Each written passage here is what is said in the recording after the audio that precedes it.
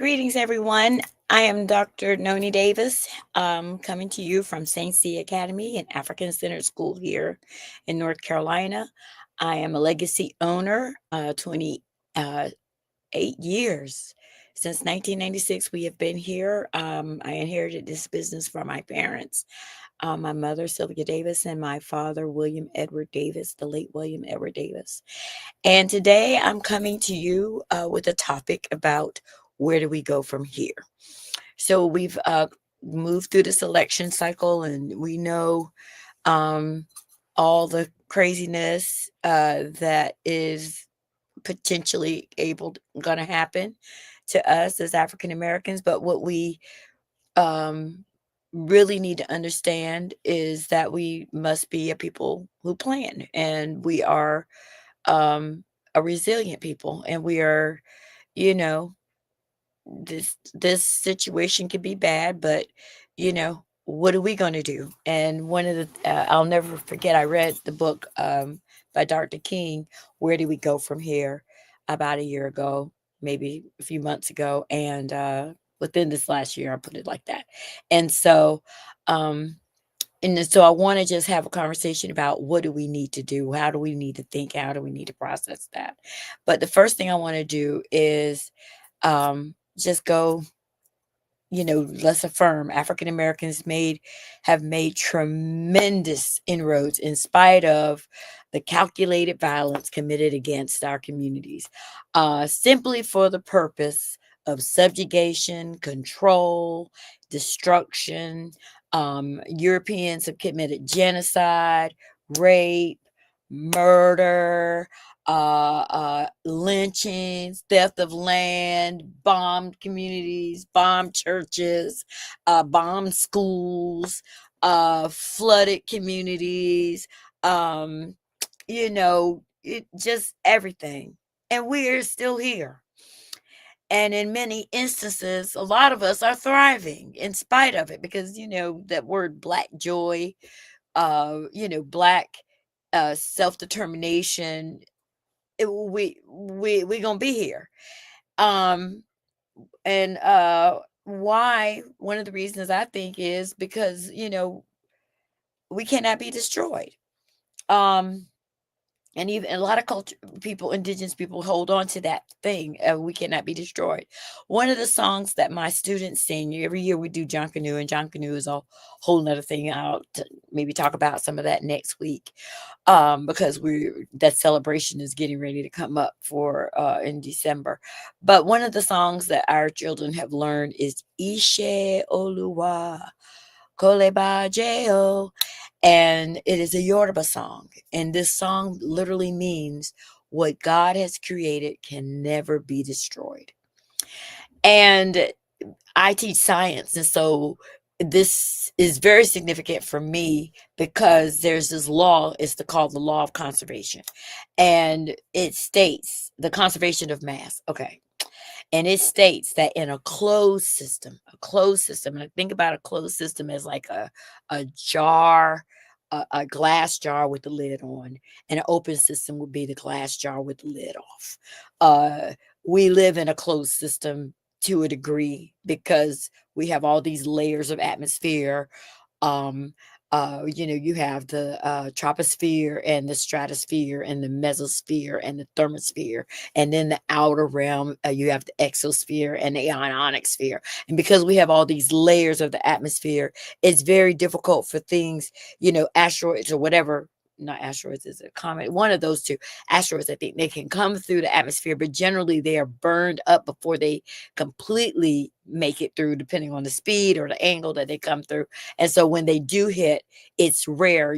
Most of the time they get um they burn up when they hit our atmosphere because our system is closed. And also, the same water that we had like millions of years ago, we still have that same amount of water in our atmosphere.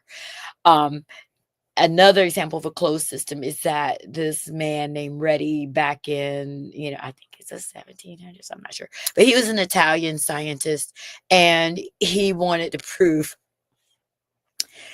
that there was no such thing as spontaneous generation. What is spontaneous generation? Spontaneous generation is what Europeans thought about. They believed that rats came from rags, and they believed that flies came from meat. So he wanted to disprove this. Now, mind you, Black people didn't believe this.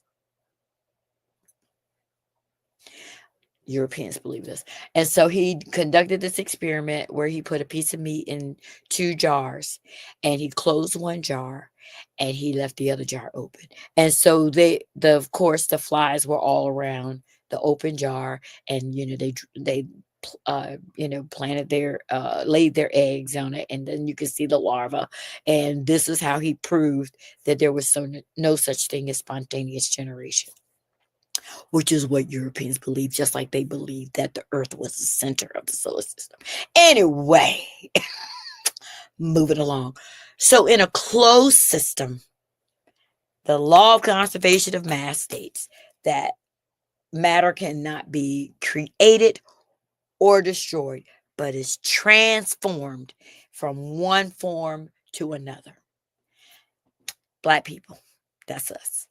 African people are in constant transformation from power to power.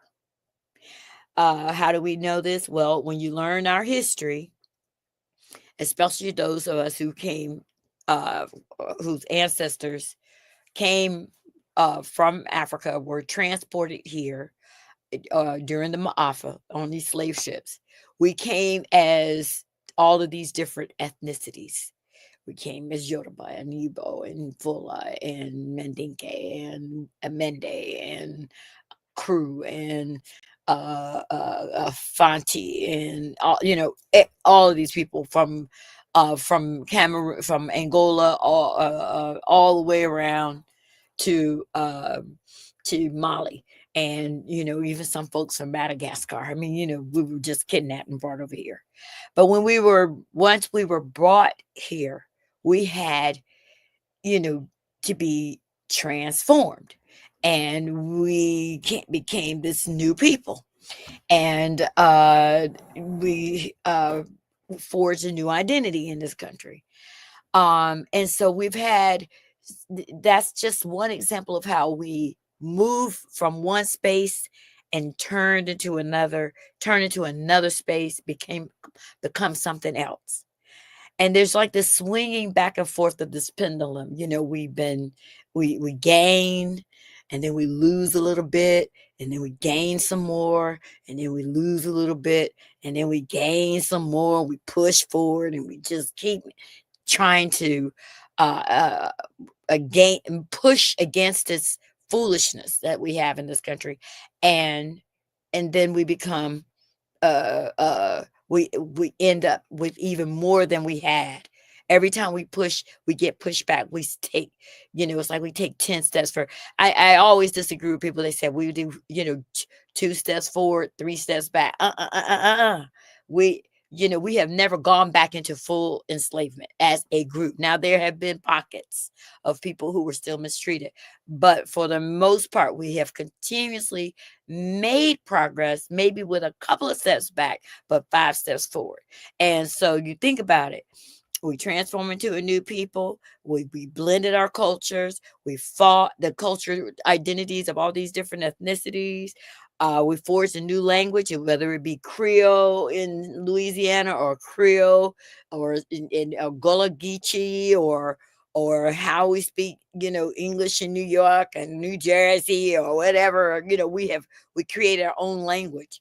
And we fought, we revolted, we lost, we defeated, we pushed again. We had a Haitian Revolution. We had Nat Turners.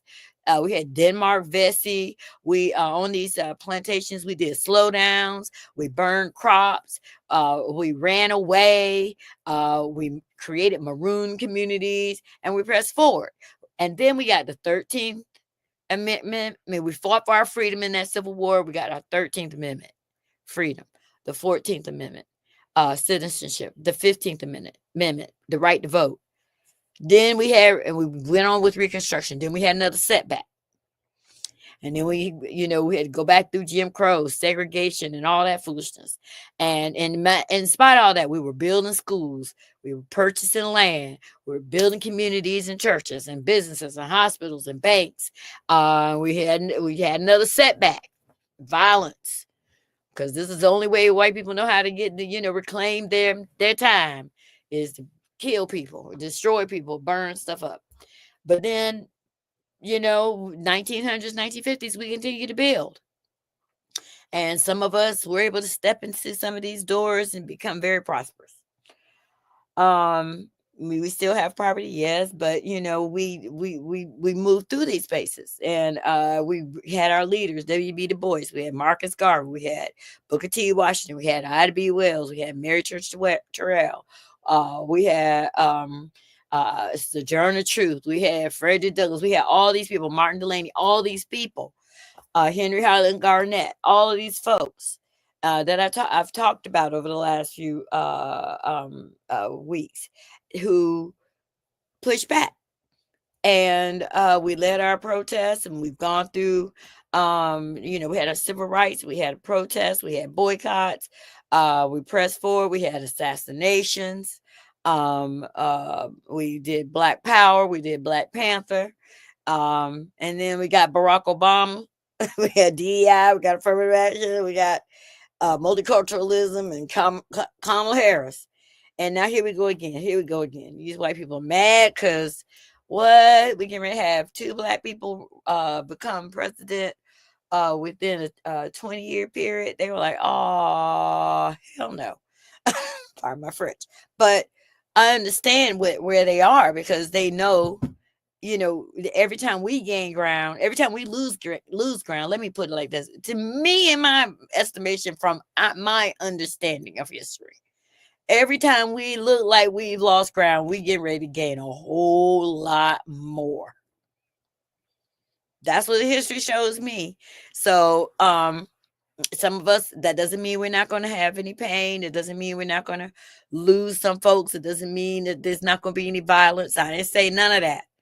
But what I'm saying is that we will, historically, we're going to gain more than we lose in this situation. So the first thing I think we need to do is buy some daggone books and teach our children how to read and write and learn our history. Make that a priority over these next 4 years. And teach your children and dare them not to read.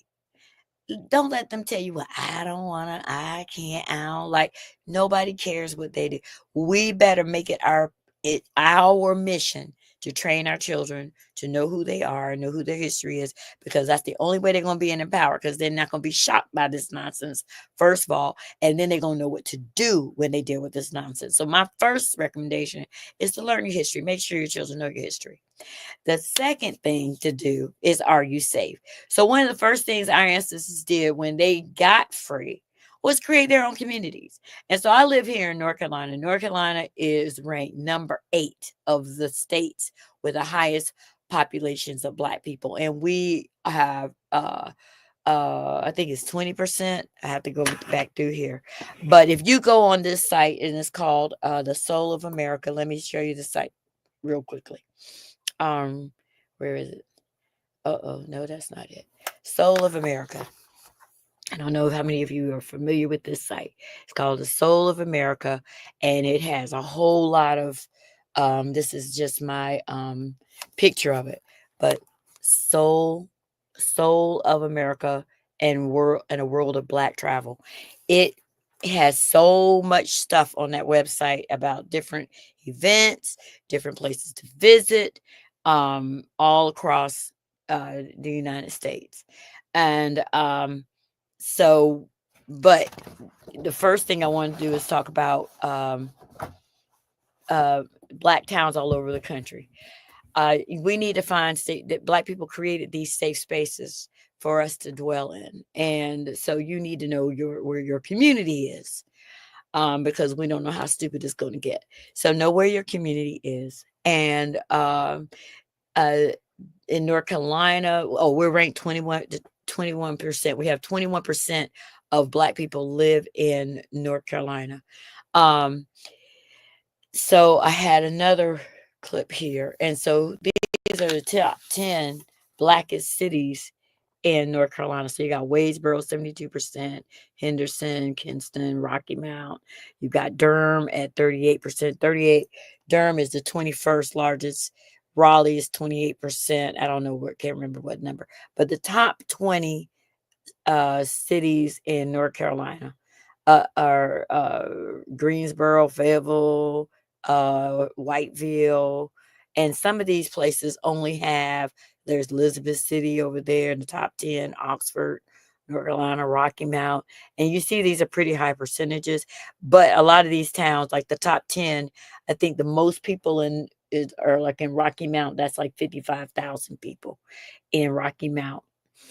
55,000 black people or whatever. But know where your communities are. And if you don't live, I mean, in North Carolina, but wherever you go, know where those cities are. So when you start traveling, you know where you're going, what you got to go through, and to get there, because we might need it like a little green book. For these a newer version, an updated version of this place where it's an app. You just press that app and you know what to do, where to go. Um, I found out that um, James City, which is in eastern North Carolina, it was the first black city, and that was established in 1863. So that was before the Civil War popped off. But what happened is that when black people found out that the Union was coming, they, just like in Hampton, they said, "What? Okay, we're gonna get on these little rafts and we're gonna swim over there and we're gonna be over there with the Union." And so that's how James City down in, out on the East Coast, out there near the Outer Banks of North Carolina, got started. Then the second one was Princeton and Tarboro, outside of Tarboro, and it was founded in 1865. And it is the only incorporated all black town in North Carolina. So we have an all black town, Princeville, and I think that now it's called Tarboro. Then we have in 1870, there's this community called Beach Bottoms, and Beach Bottoms was up there in the Appalachia area, Appalachian Mountain areas, and then of course Hayti. Hayti is 1877, and it was outside of Durham, and it was an independent town for Black people, and they named it Hayti, and it's a lot of speculation. This was named after, um, um, oh, Princeton. Okay, sorry, Princeville is separated from Tarboro, but anyway, thank you for that correction. So Princeville and Tarboro, and then we have, like I said, Hayti. It was 1877. So these were um these were the first or the earliest black townships, and then, like I said, Hayti was a separate district from Durham, and I guess at some point it merged or was overtaken. But so this is evidence of our determination right here in North Carolina, and then you have these little small black cities all over, and all over the United States. Some were flooded out, some of them were bombed out, some of them were forced. People were forced in exile because of European violence, but we still found these spaces and created homes, businesses, schools, churches, and organizations that educated and advocated for self improvement and advancement to combat racial violence and injustice in white supreme the injustice of white supreme stupidity. So that's the second thing. Know your city. So the first one, know your history of your people. What did they do politically, socially to build their own communities? Number two, where are these people? Where are your people? Know where your communities are. But the third one that I wanted to talk about is, are you able to defend yourself? Um, in Monroe, North Carolina, a small town, suburb of Charlotte. Um, there's this city. Monroe. Monroe's this little city. Is 23% black out of a population of about 35,000 people. Um, in Monroe, North Carolina, we had there was this man named Robert F. Williams, and he's married to this beautiful lady named Mabel Williams. Um, and they were civil rights activists. And he wrote this book called Negroes with Guns. And I believe there's a picture of him that was at the Hayti Heritage Center. An artist had portrayed him and his wife, done an image of these two people, and they both had their guns. And I was like, wow, okay. So Robert F. Williams and his wife were not playing these games, and they were members of the NAACP. He and his wife collaborated and organized, defense organizations. I'm trying to think what was the name of one of theirs organizations. The Black Guard. They got membership from the National Rifle Association and formed the Black Guard to protest the KKK violence in the Black community in Monroe. So, at any rate, the book that they wrote is the history of African Americans' right to self defense against the Ku Klux Klan. And I'm afraid that we're going to have to go there again. Mr. William and his wife became, Miss Mabel became icons, national icons, when they came to the defense of two Black boys, one little boy 7 years old and one little Black boy 9 years old, who allowed a little white girl to kiss him on the cheek. They were arrested. It was called the kissing case. When I say white supreme stupidity, that's what I mean. I just like this because this is insane. What happened is when it became national, it made the national newspapers because uh the Williams protested and publicized this foolishness. And so the then governor of North Carolina got embarrassed, and so he decided to pardon the boys. Of course, there was no compensation for them. There was no apology, nothing. They just said, oh, well, we just gonna let them go. Oh, 7 and 9, okay. And they let her, not they kissed her, they didn't kiss her, she kissed them. Anyway, this is the foolishness we're going to be dealing with come January. But anyway, he also had a conflict with the Helms family. Many of you may not know that Jesse Helms, who was one of the, you know, leaders or spokespersons, or let me see, because I don't want to get sued. He was a person who had the support of the KKK. And that can be proven without a doubt. Anyway, he was horrible, a horrible person, and his family also lived in that same area. I think Monroe, or Charlotte, outside of Charlotte, and the Williams. I mean, yeah, the Williams family had some kind of nonsense with them because the father of Jesse Helms uh, uh, dragged or humiliated some Black woman. I think he beat her in the street, dragged her through the street or whatever. And so they were out there protesting that. And I think there was another incident where a white Black woman was raped, and the white man who did it was released. And so the Williams, every time some kind of incident like this happened, they were out there vocally saying Black people need to get guns. And so they were being harassed constantly by the Ku Klux Klan, and then he was a member. He was part of the NAACP, but the NAACP they kicked him out because they said you too violent, bro.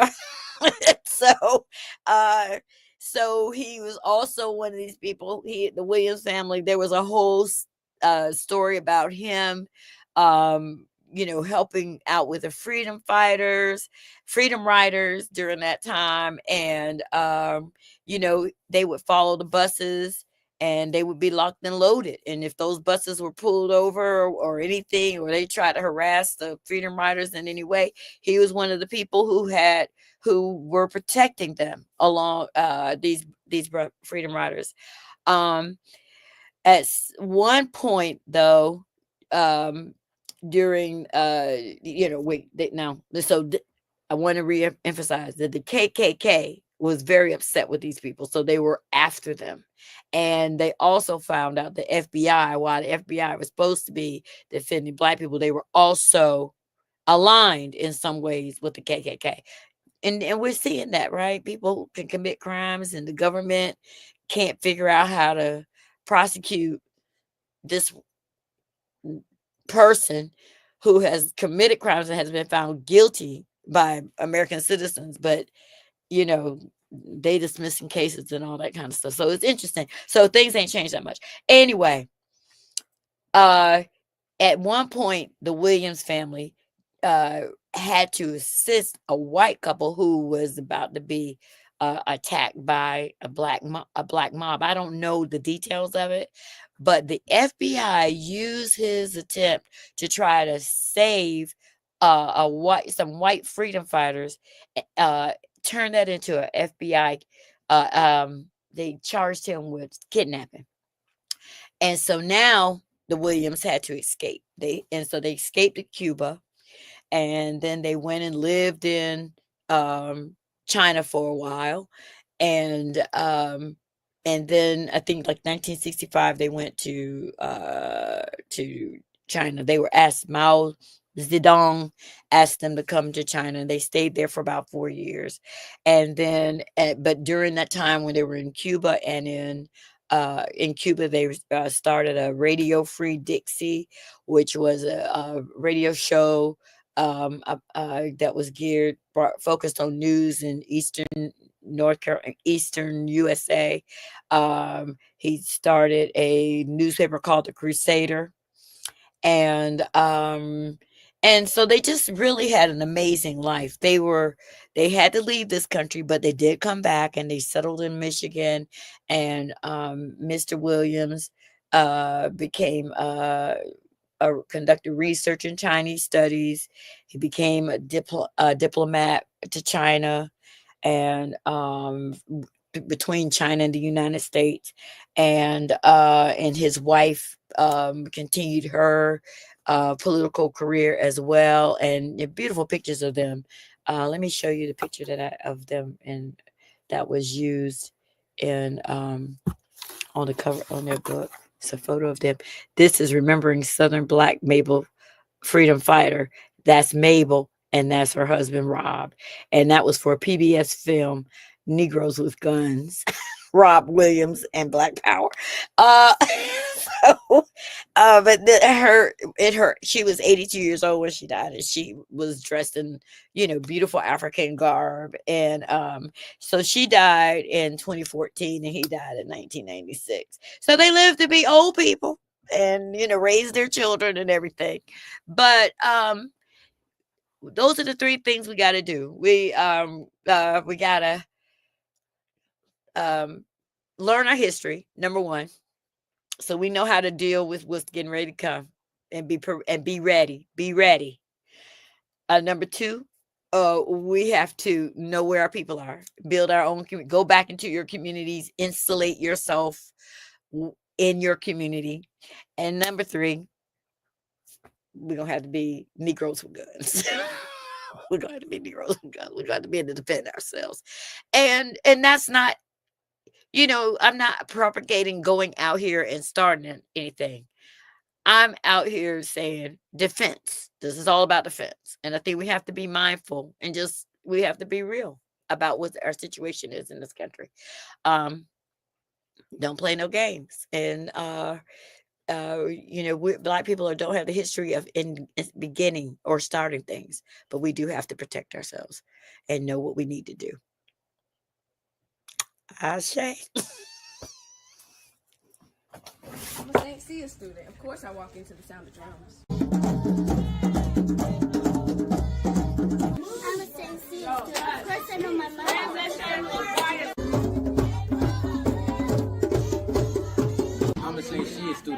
trying to play the drum.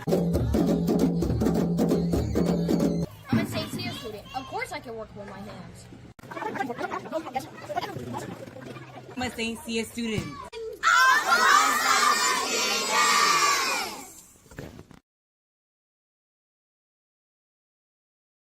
If you're talking, they will hear you. We all want our kids to grow up safe and healthy, so we show them how.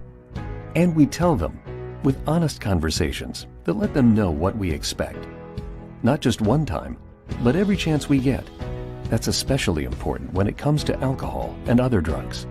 Kids not only need to know the dangers and how to avoid them, they need to hear it often from you. And when it comes to pain medications, opioids, they need to know that they should never be taken without a prescription and never shared with friends or family. It's dangerous and illegal. So talk with your kids and guide them through the challenges of growing up safe and healthy. Because when you talk, they hear you. For more information about talking with your kids about underage use of alcohol and other drugs, visit underagedrinking.samhsa.gov. So